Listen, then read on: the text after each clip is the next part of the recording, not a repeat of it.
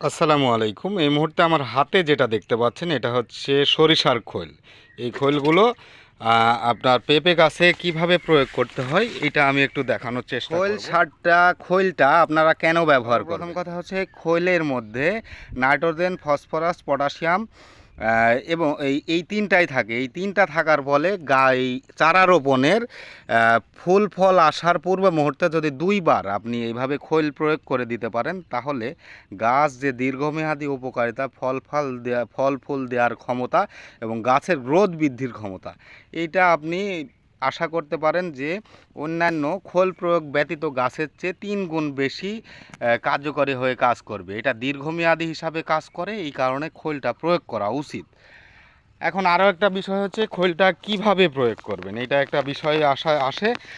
খৈলটা অবশ্যই আপনি এই যে 10 থেকে 15 সেন্টিমিটার দূরত্বে আমি যেভাবে দিয়ে দিচ্ছি এইভাবে দিয়ে দিবেন।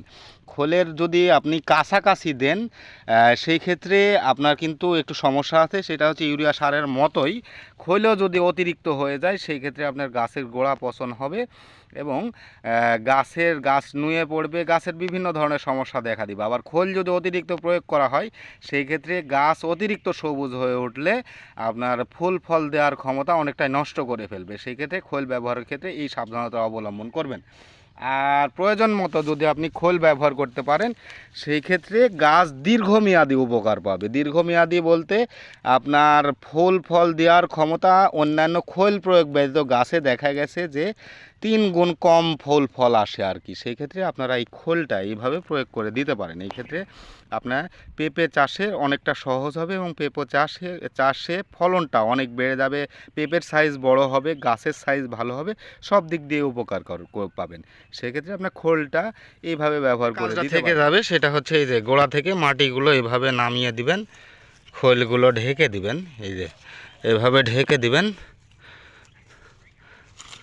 বাস।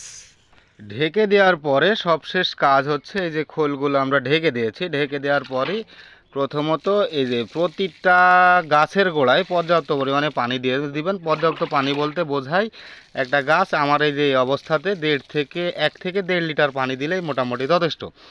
এক্ষেত্রে খৈলগুলো তাড়াতাড়ি মিশে যাবে এবং আরও একটা কাজ হবে, খৈল যদি গাছের অতিরিক্ত গোড়ায় পড়ে যায় সেই ক্ষেত্রে শিকড়গুলো মারা যাওয়ার সম্ভাবনা থাকবে। পানি দেওয়ার ফলে সেটা তাড়াতাড়ি মেশার ফলে আপনার গাছটার আর কোনো সমস্যা হওয়ার সম্ভাবনা থাকবে না। এটাই হচ্ছে সর্বশেষ কাজ। তো এইভাবে আপনারা খৈল প্রয়োগ করতে পারেন। প্রয়োগের সঠিক নিয়মটা আমরা দেখিয়ে দিলাম।